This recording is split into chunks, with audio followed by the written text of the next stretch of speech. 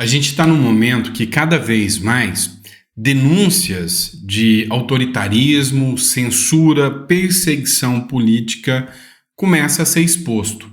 A América, então, está se tornando o epicentro disso tudo. E eu não estou falando só do Maduro, não. Eu estou falando de Brasil, eu estou falando de Colômbia, eu estou falando de México e Estados Unidos também. Então, muita coisa está sendo denunciada. Com essas denúncias, uma prisão aconteceu que chocou toda a América aqui. O Lula tinha por obrigação de se manifestar. Ficou calado, falou nada.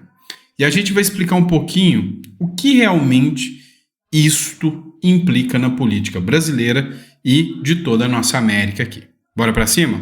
Não esquece de se inscrever, curtir, compartilhar. É muito importante que você dê uma força pro nosso canal para a gente alcançar o maior número de pessoas o possível e, sabe, mostrar para elas o que efetivamente está acontecendo. Fechou? Olha só, o mundo inteiro está assustado com o autoritarismo e a censura. Acabou de ser preso agora o criador do Telegram, lá na França. Vocês viram eu falar sobre isso, o Elon Musk até se manifestou e falou que isso é um ataque às liberdades. Também, agora, foi a vez do Mark Zuckerberg fazer uma declaração bombástica. Pois é, eu já tinha até falado sobre isso com vocês. Parece familiar, quem fez a publicação foi a Carla Zambelli.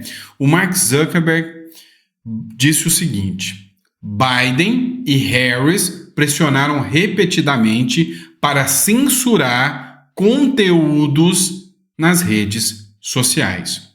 O que se mostra agora é que aquela galera do discurso da democracia, o que se mostra agora é que aquela turma que ficava nesse discurso de vamos regular as redes sociais pela defesa da democracia, na verdade, o que essa turma quer é controlar o discurso, e isso está demonstrado cada vez mais.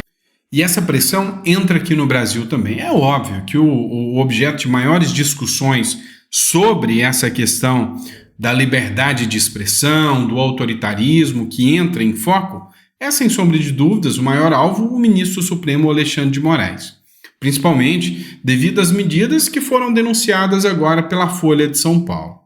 Uma figura começou a tomar vamos dizer assim, evidência, né, nessa situação toda, que é o assessor do Alexandre de Moraes, que falou que está com medo. Só que a oposição está vendo esse medo dele e quer aproveitar disso para pressioná-lo para que ele conte mais sobre Alexandre de Moraes. Bia Kicis quer que o ex-assessor de Moraes fale em audiência na CCJ. Nessa segunda-feira, a deputada federal Bia Kicis apresentou um requerimento para que o ex-chefe da Assessoria Especial de Enfrentamento à Desinformação do Tribunal Superior Eleitoral, Eduardo Tagliaferro, seja chamado para prestar esclarecimentos na Comissão de Constituição e Justiça e Cidadania. O que eles querem? Vai haver uma tentativa de acordo. Fala, olha, nós vamos te dar blindagem, proteção, para que você fale sobre o que aconteceu, porque você vai ser afetado. Você sabe muito bem, e foi uma denúncia que ele mesmo falou, que tem medo de ser até morto por ser uma queima de arquivo. Falou, olha, você tem que abrir a boca. Tá? Então, o que a Bia Kicis quer é trazê-lo para que ele fale. E com base nessas denúncias, todos os holofotes ficam nele. E se acontecer alguma coisa, algum atentado contra a vida dele, todos os holofotes vão se voltar, sem sombra de dúvidas, para o STF, né? Então, porque ele está envolvido nesse escândalo. Então, começa a entrar aqui uma teia que quer ser desvendada pela deputada federal Bia Kicis. Então, ela vai pressionar, sem sombra de dúvidas, o assessor do ministro Alexandre de Moraes. Ou seja, agora está um verdadeiro jogo de xadrez, na tentativa de provar, né, irregularidades e tudo isso. Não sei, talvez com uma pressão maior dos Estados Unidos, se Trump entrar, porque a gente viu que o Biden segurou muita coisa e ele mesmo é conivente com o pedido de censura e com o autoritarismo. Enfim, vamos lá, vamos falar de outra questão agora. Vamos falar do Bolsonaro. Aconteceu o seguinte, saiu uma matéria hoje que tem que nos fazer rememorar uma matéria do passado. Essa é a matéria do passado. Bolsonaro chamou de mandrake a vacina em desenvolvimento pelo Instituto Butantan. Bolsonaro atacou o Instituto ao convidar o ministro Marcos Pontes para falar sobre uma vacina totalmente produzida no país por pesquisadores de Ribeirão Preto. O que aconteceu? O Bolsonaro, na época, falou: olha, isso aqui é um gasto de dinheiro público. Os especialistas que estão analisando o caso disseram que isso aqui não vai ter efeito, não vai funcionar e o dinheiro disso aqui vai para o ralo. Pois é, a imprensa destruiu o Bolsonaro, falou que ele chamou a vacina de mandrake, negacionista, genocida, vocês lembram disso? Hoje a matéria publicada é essa aqui, na verdade, de ontem, né? Vacina do Butantan contra a Covid não atingiu o resultado esperado e a pesquisa foi descontinuada. Então nós temos 2 pontos a analisar aqui. O primeiro, o Lula tirou uma pesquisa sobre a vacina da Covid que não chegou ao fim. Vão chamar ele da mesma coisa que chamaram o Bolsonaro? Segundo, foi dinheiro público indo para o ralo. Bolsonaro tinha razão aqui e foi massacrado, execrado, né? Pelo que ele disse. Mas enfim, outra matéria que a gente precisa constar. Nós estamos indo ladeira abaixo. Rombo nas contas externas até julho já atingiu o maior nível em 5 anos. Não estamos em pandemia, tá? Não estamos em pandemia. O déficit, o rombo nas contas externas, alcançou o maior nível desde 2019. Nos primeiros 7 meses de 2024, segundo dados divulgados pelo Banco Central na segunda-feira. De janeiro a julho, o déficit atingiu 25,552 bilhões de dólares, não é real, é dólares, mais que o dobro dos 12,54 bilhões registrados no mesmo período de 2023. É algo insano. Os rombos nos cofres públicos são algo quase sem precedentes, porque já teve precedente. O Estadão soltou uma matéria citando as contas públicas essa semana de que a Dilma até hoje dá prejuízo para a gente. E o que te faz pensar que com o Lula vai ser diferente? Após a direção dos Correios afirmar ter recebido um contrato de confissão de dívida com os postales para pagar 7,6 bilhões, o Estadão apontou que o governo da ex-presidente Dilma Rousseff foi o responsável por grande parte do prejuízo que o fundo de pensão dos funcionários da estatal acumulou desde que foi atualizado em investimentos podres. E hoje vem o governo Lula querendo também fazer investimentos, segundo ele, para mexer no PAC. As contas vão ser impactadas, né? O preço dos produtos vão ser impactados também por falta de combate, né, às queimadas, falta de combate ao que está acontecendo. Como as queimadas podem afetar o preço da cesta básica? A previsão que o Tarcísio falou é que o prejuízo já chegou na casa de 1 bilhão só em São Paulo.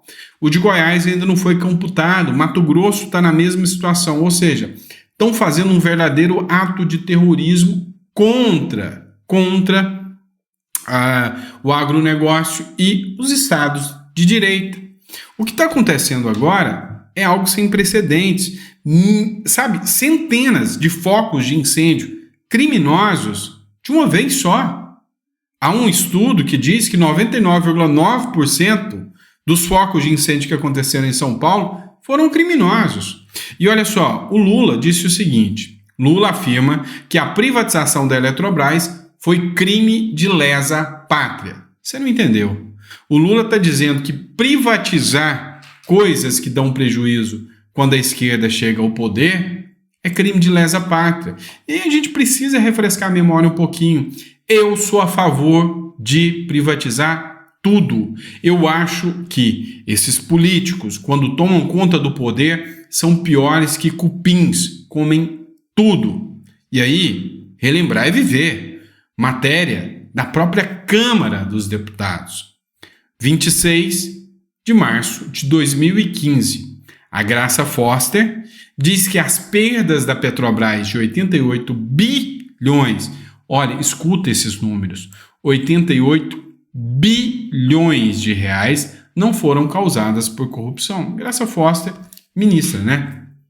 Falou que o valor é um valor contábil justo, porque estava calculado, e teve um prejuízo de 88 bilhões, né? Que foram as perdas da Petrobras, isso em 2015.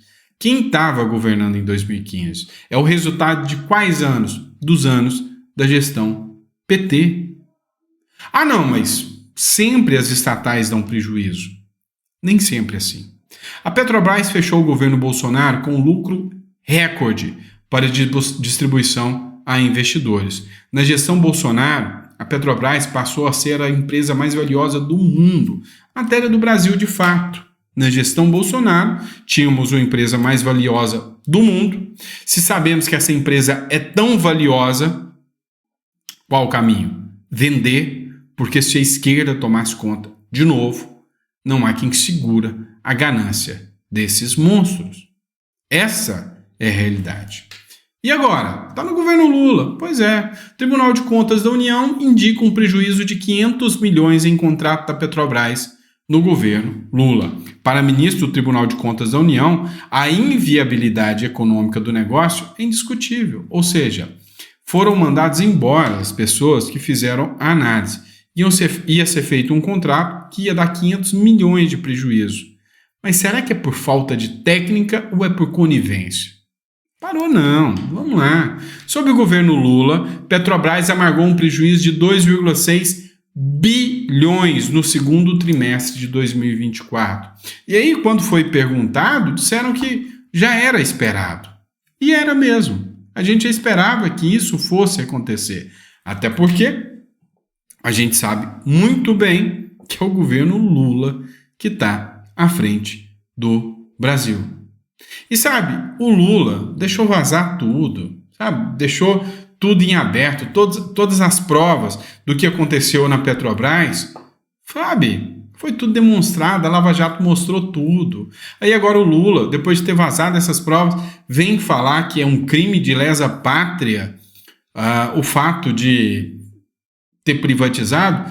Tem que privatizar tudo mesmo. E sabe, é um desastre atrás do outro. No plano internacional, nem se diga. A imagem do Brasil é a pior que já aconteceu de todos os anos. Olha essa matéria do J.R. Guzzo. Lula quer muito declarar amor à ditadura da Venezuela. Só que não pode. Sabe por que ele não pode? Porque a cada dia um caos acontece. Mais de 2.000 pessoas já foram presas, sequestradas e simplesmente desapareceram na Venezuela. Só que vocês viram o título, né, que teve uma pessoa que foi presa e o Lula se calou. É exatamente essa aqui. Mais uma jornalista vai para a prisão na Venezuela. Não vai faltar muito para a gente começar a ver isso aqui. Ou melhor, já está acontecendo aqui. Sindicato confirma mais uma prisão de jornalista na Venezuela. Neste domingo, o Sindicato Nacional de Trabalhadores da Imprensa da Venezuela divulgou na rede social X a prisão de mais uma jornalista. A casa de Carmela Longo foi invadida por policiais que a levaram até a delegacia de Mari Pérez, em Caracas. Ainda, segundo o sindicato, a profissional está detida e será apresentada nesta terça-feira ao terceiro Tribunal de Controle. Presta atenção, Tribunal de Controle, sendo acusada de terrorismo. É esse nível. A Procuradoria tem acusado a jornalista de instigar o ódio e o terrorismo ao falar que o Maduro perdeu o resultado eleitoral lá na Venezuela. Perdeu as eleições. E se você não entendeu por que o Lula não pode declarar o seu amor incondicional à Venezuela, é porque o mundo inteiro está vendo o que está acontecendo na Venezuela. Mas está começando a olhar para o Brasil também. E o Brasil, economicamente falando, ainda não é igual à Venezuela. Não é igual à Venezuela. Teve um comentário interessante do Vinícius Carrion que ele disse o seguinte: enquanto opositores eram presos, candidaturas eram cassadas e imigrantes eram impedidos de voltar, Lula estendia o tapete vermelho a Maduro, edulcorava sua narrativa com os inimigos da Venezuela e lançava aos quatro ventos especulações filosóficas sobre a relatividade da democracia. Após as eleições, quase 30 opositores foram mortos e cerca de 2.000 foram detidos. O PT celebrou essa festa da democracia, enquanto os eufemismos do presidente oscilam entre o nada de anormal até o máximo um regime desagradável ou a bela democracia relativa. Esse é o resultado de péssimas escolhas. Entenda uma coisa, de uma vez por todas. Você não pode, você pode votar e escolher o socialismo. Você vota nele, mas você não tem o direito de votar e tirar o socialismo. Isso não acontece, tá? Isso não acontece. Uma vez que essas pessoas assumem o poder, eles fingem, eles mentem, eles dizem que eles sempre vão vencer as eleições, seja por 51% dos votos, igual esse caso que a gente está citando, ou, às vezes, por 80, 90, ou às vezes nem tem eleição. A grande verdade é que o mundo já está de olho nisso. O mundo já está se cansando desses ditadores travestidos de democratas, desses ditadores que usam o discurso da democracia para fingir que o povo escolhe alguma coisa. O povo não pode escolher nem um candidato a prefeito de uma cidade no Brasil, como é o caso de São Paulo. O povo vai escolher, mas mais uma vez vocês vão ver o Marçal ser tirado do jogo. Então, assim, lá na Venezuela, a gente viu o que aconteceu. Alguns alertaram, disseram, contaram, gritaram, espalharam as péssimas notícias que estavam chegando e foram perseguidos. Os outros riram, não deram atenção, imaginaram que não era com eles. Até que a fome chega, até que a miséria chega, até que pais e filhos, que muitas vezes devem ter sido até apoiadores do Maduro, tiveram que sair da Venezuela no meio do mato, com os filhos nas costas. Pessoas que tiveram que fugir de Cuba numa jangada para ver se chegava em Miami. É assim que funciona. A grande questão é, já tem gente fugindo daqui para a Argentina, já tem gente fugindo daqui para o Uruguai. Esse é o grande ponto. Será que a América vai ter esse destino nefasto? Ainda bem que existem ainda países como a Argentina e o Uruguai que hoje estão com a direita e dão liberdade às pessoas, não é? Obrigado, pessoal. Fiquem com Deus. Vejo vocês no próximo editorial. Daqui a pouquinho a gente está de volta. Fechou? Abraço e até o próximo editorial.